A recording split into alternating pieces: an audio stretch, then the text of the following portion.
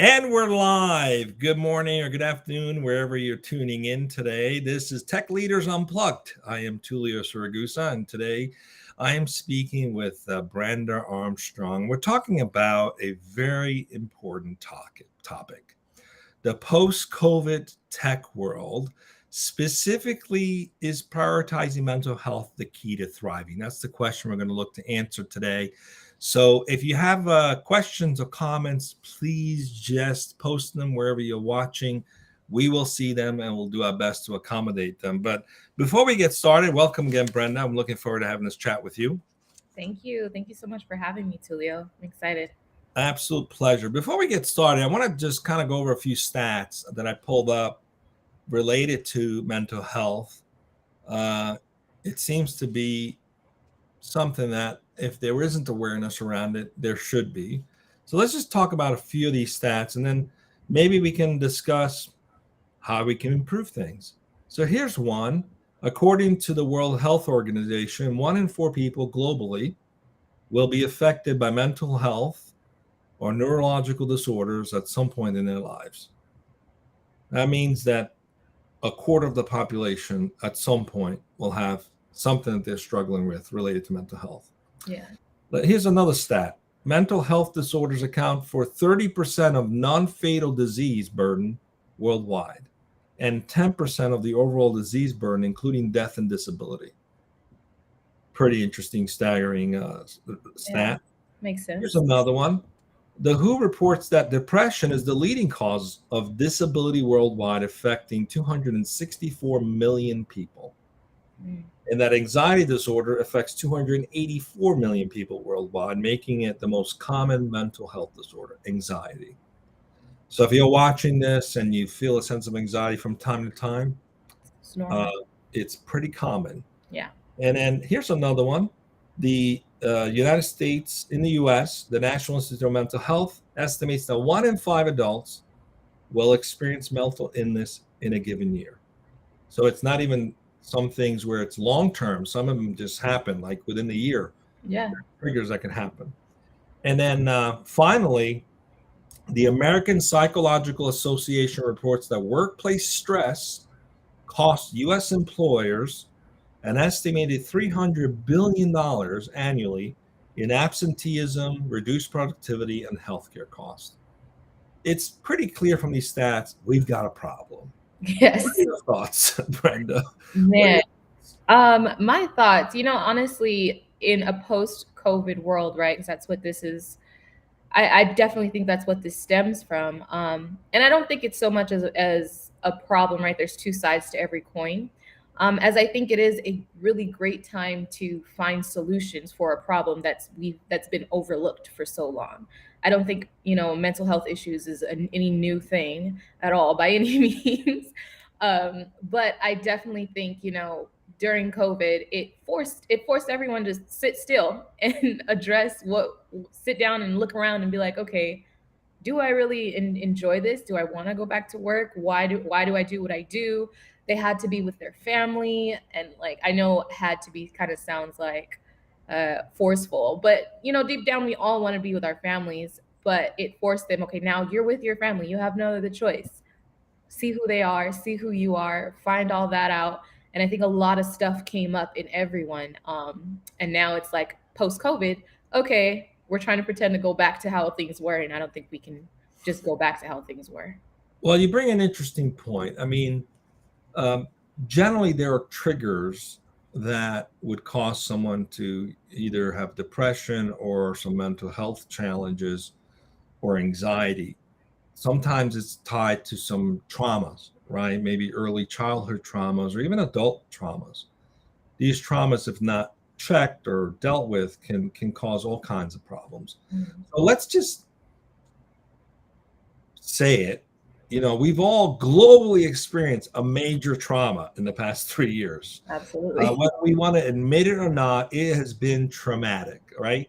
Yeah. When this whole thing started, people were losing family members without the ability to say goodbye. We saw the numbers at the hospitals. That was traumatic, okay? Significantly traumatic. While at the same time still trying to take care of your family, work, and deal with all the stress of being locked down and all that came with that, right? Yeah. Fast forward 3 years later, everybody's relieved that we're coming out of it, but the trauma happened. Absolutely. And so there's people who feel overwhelmed, stressed, disengaged, and don't understand why that's the case. It's like, I'm a perfectly healthy person. What's the problem? Well, we just went through a major trauma Yeah. as a global society Everyone at the same time. at the same time. So it's Yeah. no longer one of those things that like it's an isolated instance You where can't that ignore it. person had you can't ignore it. Yeah. We've all faced it. And so here's some tips that I read that I think are really good and worth for us to talk about. Like, how can we prioritize mental health in the workplace? And one of the things that I found was, to promote mental health awareness, because everything starts with awareness, right? Absolutely. If you're not aware of the problem, you can't deal with the problem. And one of the tips was to create a culture of openness and understanding about mental health by providing resources and training sessions for employees and managers, right? If someone is sick or is getting an operation, it's clear it's a physical thing. But I think there's a bit of a stigma or even a bias around mental health that needs to be removed. What do you think? Based on this tip, what do you think? Oh my goodness. I absolutely believe that the stigma, right? And it's crazy because I feel like everyone at some point or another, we've all gone through trauma, especially going back to we all went through this trauma with COVID all together. So it's like, why is there a stigma? And why is there a stigma when you went through it? I went through it. We all went through it. Let's look around and say, hey, acknowledge it. So that's awareness, right? But I think the first step to awareness, awareness can happen inside, but being able to say it out loud is creating a safe space for people to be able to say it out loud. So I think the first step, in the solution is really helping our leaders and, like you said, managers, employees as well, but to be able to equip them to learn how to create the safe space for people to be open about, okay, we all went through this. And I think this how you portrayed it, as in we all went through it together, is a really good baseline to start with, instead of trying to dig into everyone's individual stories. Because I know a lot of us, had traumatic experiences before COVID, but COVID is the one baseline that we can all relate to and we can all openly be honest and be vulnerable with at the same time. But I think the first step is being able to create safe spaces to do that. Yeah, I mean, I hate to say, but in some ways, COVID acted as an equalizer around this. It's certainly not the kind of thing you want to be equalized around, but it happened. Unfortunately, and no one was immune to it, and everybody suffered one way or the other. So here's another tip that I read in terms of how companies can prioritize mental health by providing mental health support. Offering access to mental health professionals, employee assistance programs, and stress reduction programs such as mindfulness or meditation workshop. Now, I know some companies, especially in tech is very famous for having offered some of these things that are considered perks back in the day, but really today it's almost like a necessity. It's not even a perk. Yeah. Where they've had mindfulness training or a meditational workshop, or just like I remember some companies have had rooms where you can just take a 5-minute nap, right? Just to kind of re-level yourself. Yeah, it's necessary. Now, these were perks from the big companies, but I think what I'm reading is they're kind of more like a benefit now or a necessity. A necessity. What do you think about that? I think the baseline is we're all human.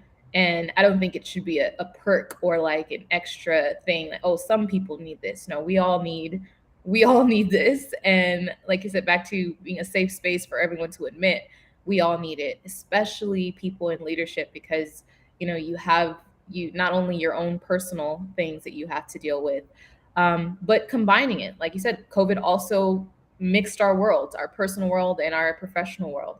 So when you're in a position of leadership, you're not just, you're not just responsible for your own personal world anymore. You're responsible for everyone else's professional world and outcome and all that kind of stuff. So leaders have a really, really, I think a really, really big part in this. And I think that everyone should have access to the necessities of a safe space to be human and heal and address our trauma.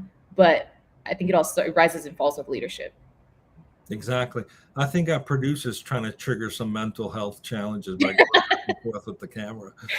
So I, anyway, here's another tip that I read about. Let's talk about this one. okay. Encourage work-life balance. It says to implement policies that support a healthy work-life balance, including flexible work schedules, remote work options, and paid time off for mental health days. That last one's pretty interesting because I've actually done that, like in the past, where you're not sick, but you are so sort of tapped out. You're like, I just need a mental health day today. And you Yeah. just turn it off and like don't think about anything if you can do that. So, what do Mhm. you think about that? Encouraging that work-life balance. Again, a lot of tech companies, especially bigger tech companies, have always had these sort of perks, but we're talking today about like what is needed to address those stats we just mentioned earlier. What are your thoughts on the remote work option, flexible work schedules, and even paid time off for mental health days? Yeah. Honestly, I believe that it's a two-sided coin. There's the individuals in the work-life balance, and then there's like the company side on providing that, helping provide the resources for a work-life balance. And I think that on an individual basis, it's definitely more about work-life harmony than it is balance, Mm. making sure that, what you're doing is aligned with, what actually serves you, what actually excites you, and you know what I mean? Like, what is your purpose? And if you're doing that, if you're in that, then the other side of the coin is, okay, how's the company facilitating that? And I think if both sides are aware of like the personal side, okay, is this in harmony with where my life is going, where I want my life to go? And then the other side, the business is aware of, okay, does my structure allow a safe space for them to be, what's the word? High functioning, all of that. And then also on the other side, not just results orientated, but like you said, those breaks and serving their human needs. So I Mm. think it's definitely a two-sided thing to You said something so powerful. I mean, it needs to be captured into like a quote. Uh, it. Achieving work-life harmony. Yeah, I think that is so key because this idea of work-life balance is a farce. I think it's a absolutely. hoax. Everybody talks about it. It's a hoax. It's It not possible. is. It's Okay. not. It's not. There's no such thing. But work-life harmony, that's absolutely achievable because if you're focusing on the things that harmonize with who you are and where your purpose and your interests are, Hmm. then everything you do, it's not work or anything else. It's It just who you flows. are. Yeah, I think that is so spot on. I think we need to stop using work-life balance it's and harmony. adopt work-life harmony. I seriously believe in that 100%. Yeah. If we had to encapsulate this whole episode, it's going to be how to achieve work-life harmony. There we go. All right, let's continue on. Here's another tip that I found. Foster a supportive work environment. Encourage open communication, peer support, and team building activities to create a positive and inclusive atmosphere. Now, this is a challenge with a lot of remote work. So there's a lot of people pushing for people to come back to the office. There is one value of doing that, which is the ability to do some of these team building activities and create a more inclusive atmosphere where everybody's sort of participating and working together. But is that the only way to accomplish this one? Getting that work lot. I'm sorry, the team building activities and creating an open communication model. What do you think? In a remote work environment, which we're still predominantly in, at least for knowledge workers. Um, what do you think of this particular tip? Man, I honestly think it still aligns with the harmony aspect of it. I think it's definitely necessary to have those perks, right? To have those extra things. But I'm a big believer because I'm not just all sunshine and rainbows. I understand it. If we have deadlines, we have to get results. There's some work. There you can't avoid that. There has to be some absolute work into whatever it is that we do. I think a cool solution that I think that companies could start to look into is, retreats centered around like, okay, just what's the word? To restore, you know what I mean? To restore, rejuvenate, let's reboot ourselves and then get back to work. So when we come back from this retreat, maybe it's a weekend, maybe I don't know. But when there's a safe space for people to heal and to reboot, and then also on the other side of that, not the other side, just in tandem, it's a team thing. The people that you're working with, and you show up with them every day, whether it's virtually or in the office, but post COVID, more than likely virtually. When you have the chance to be in person with the people that you see virtually all the time, I think that can be kind of the gas to our car. We just have those retreats, refuel, refresh, and then when we come back, I think it boost everything. Everyone individually is boosted, and then when they have that experience together, they come back to the work part of their life, and it just enhances everything. Everyone's ready to go, refueled and ready to go, and I think there'll be a lot less burnout individually.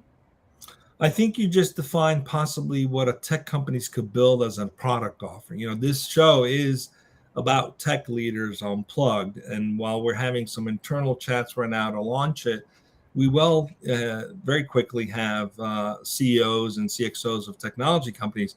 If you're a technology company that's building solutions that are not individually oriented, that are team oriented, that deal with enhancing mental health for an organization, creating models where organization can help their employees thrive, we'd love to have you as a guest on the show. We'd love to talk to you. We'd like to hear what you're doing, because it sounds as though that's a need. We build solutions for managing payroll, for managing HR, for managing accounts receivable, for managing resources, supply chain. We have all these technologies in place, but when it comes to mental health, it's usually a B2C model, right? That's out there.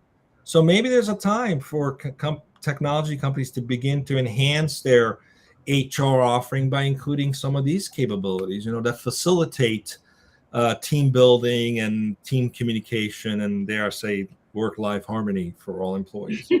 All right, let's continue with one more tip that I read about, which is to train managers and supervisors. Provide mental health training to managers and supervisors to help them recognize the signs of mental health issues and support employees who may be struggling.